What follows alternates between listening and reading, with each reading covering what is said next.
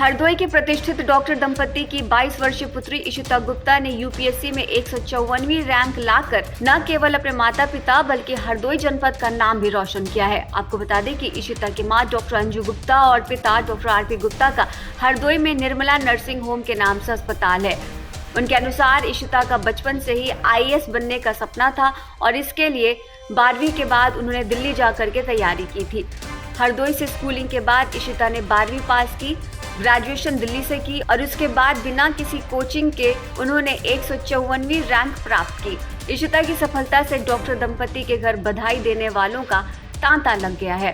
आइए देखते हैं हमारे संवाददाता आमिर किरमानी की ये खास बातचीत। आज घोषित यूपीएससी के रिजल्ट में हरदोई की इशिता गुप्ता ने 154वीं रैंक पाकर हरदोई ही नहीं बल्कि अपने माँ बाप को गौरवान्वित किया है। हमारे साथ इशिता गुप्ता हैं जिन्होंने सेल्फ स्टडी करके ये रैंक हासिल की है।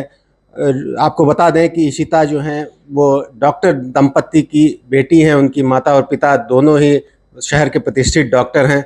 आइए जानते हैं इशिता से कि उनको ये प्रेरणा कहाँ से मिली और उन्होंने किस तरह से इस टारगेट को अचीव किया।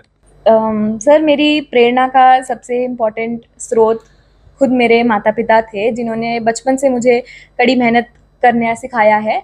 उसके बाद इस फील्ड में जाने की प्रेरणा मुझे अपने कॉलेज और स्कूल के द्वारा मिली, जहाँ पे मैंने देखा कि किस तरह से इस यूपीएससी के फील्ड के द्वारा पब्लिक सर्विस में डायरेक्टली हम कंट्रीब्यूट कर सकते हैं।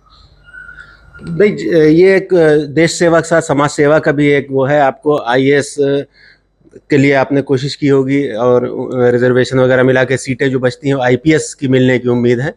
तो क्या टारगेट था आपका कि आईएएस में जाना है कि आईपीएस भी से संतुष्ट हैं या फिर अभी तमन्ना पूरी नहीं हुई है?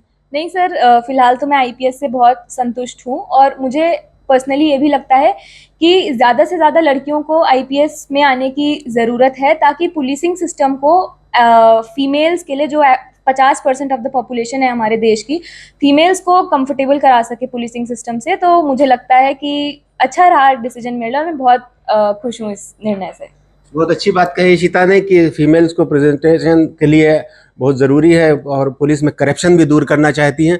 हमारे साथ उनकी माता अंजू गुप्ता जी हैं जो शहर की प्रतिष्ठित डॉक्टर हैं। कितनी मेहनत की होगी आपने इस गोल को अचीव करने लिए? बचने बच्चों के प्रति अपने इतने बिजी शेड्यूल से कैसे वक्त निकालती थी? बाकी एज पेरेंट्स तो जहाँ तक मुझे लगता है हर पेरेंट्स अपने बच्चों के लिए अच्छे से अच्छा ही सोचते हैं और अच्छे से अच्छा एनवायरनमेंट प्रोवाइड करता है, पर मेहनत तो बच्चों की ही होती है। हम लोगों ने बस इनका ये ध्यान रखा कि इन्हें जब जिस चीज़ की ज़रूरत हुई वो प्रोवाइड की, पर 100% इस मेहनत का श्रेय हमारी इशिता को ही जाता है। जाहिर सी बात है कि मेहनत तो बच्चों को ही करनी पड़ती है। माँ बाप केवल इंस्पिरेशन दे सकते हैं, फैसिलिटीज़ प्रोवाइड कर सकते हैं।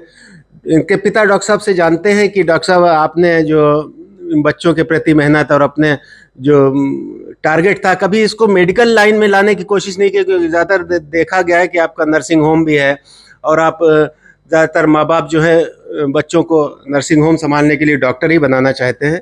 बताइए। नहीं, ऐसा कभी नहीं सोचा कि ये डॉक्टर ही बने, क्योंकि हमेशा इस तरह पढ़ने में मेधावी रही हैं और हाई स्कूल में इन्होंने 10 CGPA लिया। उसके बाद इंटर में 96% मार्क्स उत्तीर्ण किए।